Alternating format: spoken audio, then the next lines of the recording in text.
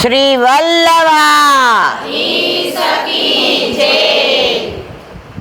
ચંપારણ તો વલ્લભ નામ એવું સંભળાય ને કે આહા મારો પ્રાગટ્ય ઉત્સવ ને જામનગરમાં જ્યાં હું બિરાજું છું ત્યાંથી ને તરંગો અહીંયા સુધી પહોંચવા જ જોઈએ.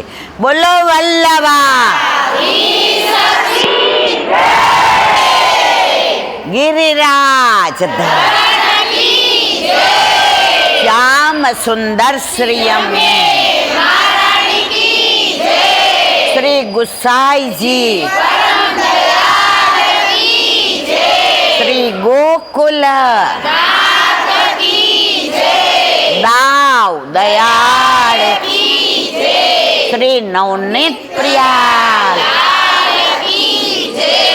अपने माथे विराजता सेव्य स्वरूप की બધાય વૈષ્ણવને જાજા કરી જય શ્રી. મને આનંદ એ વાતનો છે. વલ્લભે ઉઘાડા ચરણે 3 પરિક્રમા કરી. ન કાંટા સંભળાય છે ને બધાને? આમ તો હું માઇક ગળી ગઈ છું. કાંટા કાકરા ઝાંખરા ઉનાળો શરદી કે ચોમાસાને જોયામાં આપણા બધા માટે અહીંયા બેઠકજી કેટલા રડ્યા હમણાં જ, પણ 500 વર્ષ પહેલાં શું અહીંયા આવું બધું હતું મારા વાલા? ત્યારે પણ વલ્લભે આપણને શોધવા માટે થઈને ભૂતલ પર પ્રાગટ્ય લીધો. વલ્લભ ના હોત, તમે બધા અહીંયા આવ્યા હોત? તમે મને ઓળખતા હોત? હું તમને ઓળખતી હોત? તારી સાથે મારી પ્રીત પુરાણી છે, તું રાધા કે મુંજાણી છે. તારી સાથે મારી પ્રીત પુરાણી છે. આજે આ બેઠકજી આટલા બધા દૂર વલ્લભની વાત કરવી છે. પરમ દિવસે અમે નક્કી કર્યું હતું કે સવારે વહેલા 7 વાગે નીકળી 8 વાગે દર્શન કરી અને અમદાવાદ નીકળી જશું. તમારા મિસ્ટર કહે કે સવારના કરતાં બપોરે જઈએ તો આ વૈષ્ણવને થોડો આપણે સત્સંગ કરીએ ને એ લોકોની સાથે આપણે વાતો કરીએ. તો મેં તો રાતના 2 વાગશે. તો કે જીવનમાં ઘણાય મોડા થઈ જાય છે, તો એકવાર ઓર મોડું થઈ જાય. એટલે દાદાની કાનીથી ને રોકાણા. બાકી મેં કીધું ના 8 વાગે નીકળીએ ને એટલે 2 વાગે બપોરે પહોંચીએ. દાદા ક્યાંયથી ને 6:30 નીકળીએ તો રાતના 2 વાગે. પણ આ એટલા બધા ફોન આવ્યા, થોડી વાર આવો, થોડી વાર આવો ને. તો તમારા હૃદયમાં બિરાજતા તમારા ઠાકોરજી અને મારા હૃદયમાં બિરાજતા મારા ઠાકોરજી બધાએ નક્કી કરી લીધું. સમજી ગયા ને? ચલ સખી સોતન કે ઘર જઈએ, માન ઘટે તો કહાં ઘટે, પિયું કે દર્શન. આપણે કોઈના ઘરે જવું હોય તો આમંત્રણ વિના જવાય? તમારે બધાના આમંત્રણ વિના આવી છે. મને કોણે બોલાવી? હવે એક સરસ વાત કરવી છે. છેલ્લે હું એવું બોલી કે અપને માથે બિરાજતા સેવ્ય. આમાં કેટલાના માથે બિરાજે છે? હાથ ઊંચો કરો મારવાલા. પરાણે 10 કે 15%. આ વલ્લભે એટલે પ્રાગટ્ય લીધું.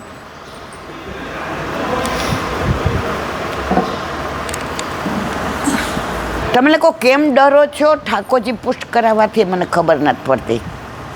આપણા લગ્ન થાય ને પછી આપણે આપણા મામીજીને ઘરે જઈએ, આપણા ફઈજીને ઘરે જઈએ, આપણા કાકાજીને ઘરે જઈએ, પણ આપણા વર પાસે ન જઈએ તો દુનિયા આપણને શું કે મારવાલા? સમજાય છે મારી વાત? આપણે બેઠકજી જઈએ, પાઠમાં જઈએ, વૈષ્ણવ ઘરે જઈએ, મનોરથ કરીએ, પણ વર વિનાનો. એક જાન જાતી હતી તો ડીજે એવું વાગે એવું વાગે એવું વાગે તો બધા એવા નાચે એવા નાચે એવા નાચે. ઓલા વરરાજાએ બિચારા કે પણ આમ તમે બધા નાચો છો ને, આ ઘોડી ક્યાંક ઉલડે નહીં. બધાય નાચવાના, ગાવાના, સરસ મજાના કપડાં પહેરાતા, ડ્રેસ પહેરાતા, બધાય સરસ બ્યુટી પાર્લરમાં તૈયાર થયા હતા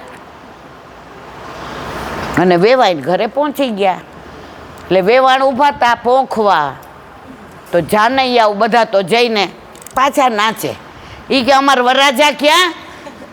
બધે કે વરરાજા કેમ ગયા? વરરાજા ઘોડી ઉપરથી પડી ગયા હતા.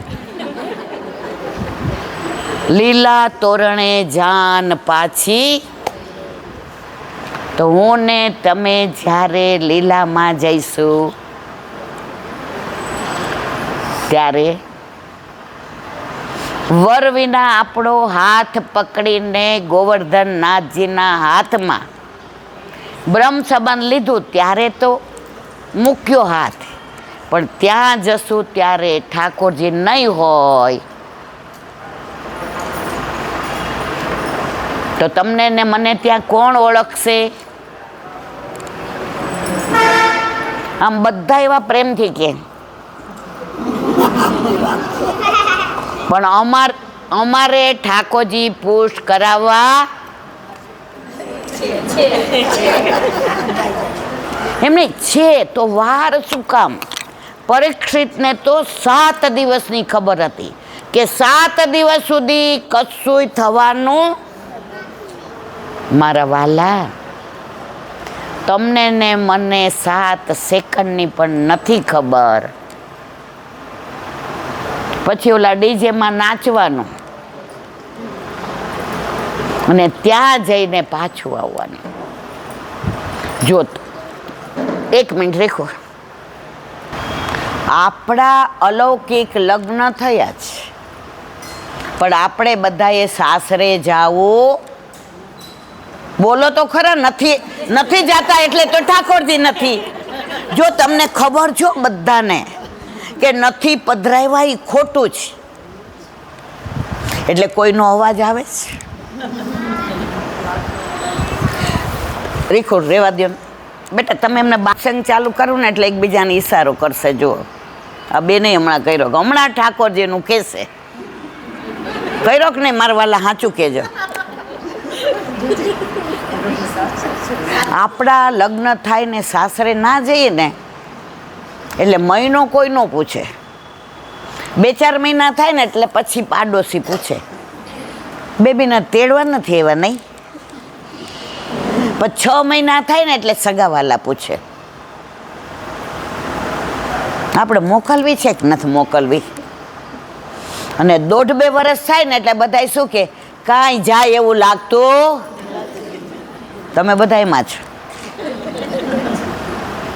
અને જે દીકરી પરણા પછી સાસરે ના જાય તો મામાને ઘરે જ ફોન આવે, બેન ભાણકીને મોકલજે ને, આમે એ ક્યાં હારે જાય છે, અહીંયા હુવાવડમાં કામ આવશે.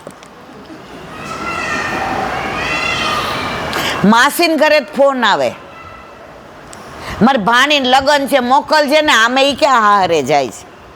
જે લગ્ન થયા પછી સાસરે નથી જતા ને એની સમાજમાં, કુટુંબમાં ક્યાંય માન હોય મારા વાલા? આ તો મેં તમને લૌકિક. તો જ્યારે આપણે બધા લીલામાં જશું ત્યારે રસ્તામાં સૌથી પહેલાં વલ્લભ, હમણાં ઓલા બેને બહુ સરસ ગાયું કે બ્રહ્મ સંબંધના દાન દીધા તો યમુનાજી કેવા ખુશ થયા. ગાયું ને, ખોટું તો નથી બોલતી ને. ब्रह्म संबंध जब हो तो यह जीव को तब ही बुझा इनकी वाम फरके दोर कर जोर कर પછી લલિતા ને વિશાખા ને શુભગા ને કેતકી ને સંજાવલી ને રહીને ભામા ને શ્રી ભામા ને બધાય આપણે દરવાજા ઊભા રહીએ એટલે પૂછે, તમને પ્રભુની કઈ લીલા ગમે છે? પણ ઘરમાં ઠાકોરજી ન હોય એટલે લીલાની ખબર હોય. જો નવનીત પ્રિયાજી બિરાજતા હોય તો આપણે તરત કહીએ અમારા ઘરે નવનીત પ્રિયાજી બિરાજે એટલે માખણની લીલા ગમે. અમારા ઘરે બાલકૃષ્ણજી બિરાજે, અમારા ઘરે ગોવર્ધનનાથજી બિરાજે, એક તારો હાથ ઊંચો શ્રીનાથ, સૌને બોલાવતો ઊંચો કરી હાથ. ગોકુલચંદ્રમાજી મદન મોહનજી બિરાજે, રાસની લીલા. નટવરલાલ બિરાજે, તાતા થઈ થઈ રી જરી કાય, મુકુટ લટક અટકી. હવે આપણને પૂછ્યું વલ્લભે કે કયા, આપણે તો પધરાવ્યા જ નથી, દરવાજો બંધ. આ 84 લક્ષ્યોની માં, મારા વાલા સેવા જરાય અઘરી નથી. નાઈ ધોઈને ચોખ્ખા કપડાં પહેરી અને પ્રભુ પાસે જાઓ. તમારા હૃદયમાં દ્વેષ, કેશ, પાપ, પ્રપંચ, અહંતા, મમતા, તારી મારી લગામારી ના હોય તો પ્રભુ તમારું શુદ્ધ હૃદય જોવે છે. આપણે બધા સૌરાષ્ટ્રમાં એટલે ગભરાઈએ છીએ કે અમારાથી અપરસ નિભે કોઈ પાળતું, ઘણા બધા પ્રોબ્લેમ. એક દીકરીને લગ્ન થયા, હવે 19.5 વર્ષની, તો એના સાસરીવાળાને પૂછ્યું કે બ્રહ્મ સંબંધ, તો બધાએ કીધું હા, અને ખરેખર હતું, બધાને ગળામાં કંઠી. ત્યારે ઓલી છોકરીએ એના મમ્મીને કીધું, મમ્મી એ બધી વાત સાચી, પણ ઠાકોરજી ઘરે બિરાજે છે. તો ઓલા લોકો ખોટું બોલે, એ કે અમારું ઘર બિરાજે છે. છોકરી કે હવે મારે એને પૂછવું નથી એ શું કરે છે, બસ અહીંયા હું પ્રભુમાં હાથ પવિત્ર કરું છું તો મારા આ હાથ મારા પ્રભુ લાયક એવા કોમળ થઈ ગયા કે ત્યાં જઈને મારા પ્રભુના ચરણ સ્પર્શ કરું તો એને વાગે નહીં. ત્યાં ગઈ ત્યારે ખબર પડી ઠાકોરજી ઘરે બિરાજતા. રાત્રે એના મિસ્ટરને પૂછ્યું, એ કે નૈનેશ, મને સાચું કીધું હોત તો. એ કે તું અમને એટલી બધી ગમતી હતી, એમાં તારા વાળ અહીંયા સુધીના, તો મેં મારા મમ્મીને કીધું ગમે થાય પણ આ છોકરી સાથે મારે કરવું છે. અને તમારું ઘર 5માં પૂછાય એવું. અમે પૈસાવાળા ખરા પણ 5માં પૂછાય એવા નહીં. ત્યારે છોકરીએ કહ્યું, તમારી બધી વાત મને કબૂલ મંજૂર, પણ હું ઘરમાં કંઈ પણ બનશે તો મારા દેહને નિભાવવા માટે રોટલી શાક લઈશ, બાકી અથાણું કે દાળ ભાત કે કશુંય લઈશ નહીં. કારણ કે મારા પ્રભુને ધરાવ્યા, હું બહારનુંય ખાઉં છું મમ્મીને ત્યાં, હું ફરવાય જાઉં છું, પણ ઠાકોરજી વિનાનું ઘર હોય એ તો સ્મશાન જેવું છે. ગોકુળનાથજીના વચનામૃતમાં આવે છે કે આ રાવણનું સૂતક કોણ પાડે છે. આમાં ખોટું કહેતી હોત કહેજો મને પાછું. ત્યારે ગોકુળનાથજીએ કહ્યું કે જેના ઘરે ઠાકોરજી નથી બિરાજતા એ કોનો સૂતક પાડે છે. હવે મારે કાંઈ નથી કહેવું. હવે એની વાત આગળ સાંભળો.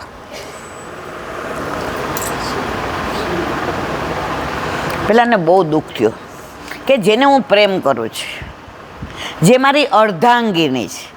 જો ગ્રંથમાં લખ્યું હોય છે ધર્મપતિ, તમે ક્યાંય નહીં વાંચ્યું પણ ધર્મપત્ની વાંચ્યું હશે. ખરું ખોટું મારવાલા? પત્ની પોતાના પતિને વાળી શકે પતિને આવો બધો રસ હોતો નથી. હવે પહેલાં નહીં શું થાય, જમવા બેસશે એટલે સાસુ એમ કહે કે તમે બધા બે ગરમ ગરમ ખાઈ લો, પછી અમને ગરમ રોટલી ઉતારી દો. એટલે એમ કે તું મારી ભેગી બેસશે આમ, તો કે ના હું તમને ગરમ રોટલી ઉતારી દઉં, બાપા બુચીને ઉતારી દઉં અને બેનબા કોલેજથી આવે એને ઉતારી દઉં, પછી હું જમીશ. ત્યારે સાસુ એકવાર રાતના કીધું, એ લાલા અહીંયા આવ ને, આ તે વહુ તું એટલી ડાય છે, અમારી સેવા કરે છે, વહેલી ઉઠે છે, કચરા પોતું કરે છે ને, જળે ભરે છે ને, સવારમાં પાઠે કરે છે ને, ઠાકોરજીનું નામે લે છે, આ ફૂલ ચૂંટે છે ને, વૈષ્ણવ ઘરે પધરાવે છે ને, 84-252 ધોળ બોલે છે. પણ લાલા માર તને એક વાત કરવી છે, એ જમવા બેસે છે ને તો રોટલી શાક સિવાય છાશ, દહીં, અથાણું, કચુંબર, દાળ ભાત કશું કેમ મોઢામાં નથી નાખતી?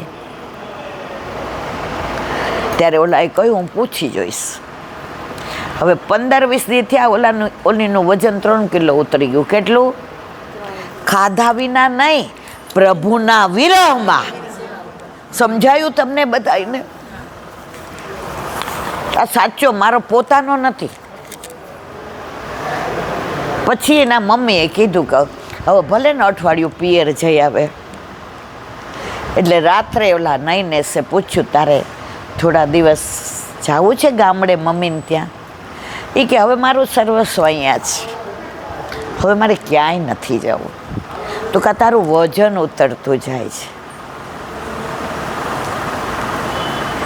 ત્યારે કહ્યું કે ઠાકોરજી પૂછ કરાવીએ પણ પછી કરે કોણ?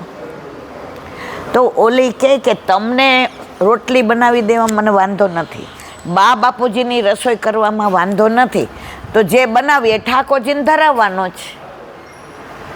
ત્યારે છોકરાએ મમ્મીને કીધું, મમ્મી મીનુ એવું કહે છે કે આપણે લોકો ખોટું બોલ્યા હતા એની યાર કરવા માટે કે અમારા ઘરે ઠાકોરજી બિરાજે છે, એટલે પ્રભુ નથી એટલે એ દાળ ભાત કે કશું લેતી. એટલે એના સાસુ કે મૂકી આવ 6 મહિના એટલે હરાવ થઈ જશે. આ લગભગ 25-30 વર્ષ અત્યારની વાત નથી, ત્યારે થોડું એવું હતું. ત્યારે ઓલા એ કહ્યું કે એમ કર, થોડા અહીંયાથી હું ક્યારેય નહીં જાઉં. ઘરમાં તમે જુઓ તો એટલા બધા સગાવાલા એના વખાણ કરે, હવેલીમાં વખાણ કરે, પાઠ હોય ત્યાં વખાણ કરે, પાડોશી વખાણ કરે. કુસુમબેન તમારી વહુ તો તમે કેટલા પુણ્ય કર્યા હશે કે આવી દેવી જેવી વહુ તમારે ત્યાં આવી છે. 10 કિલો વજન ઉતરી ગયું. કેટલું? ખાધા વિનાનું નહીં.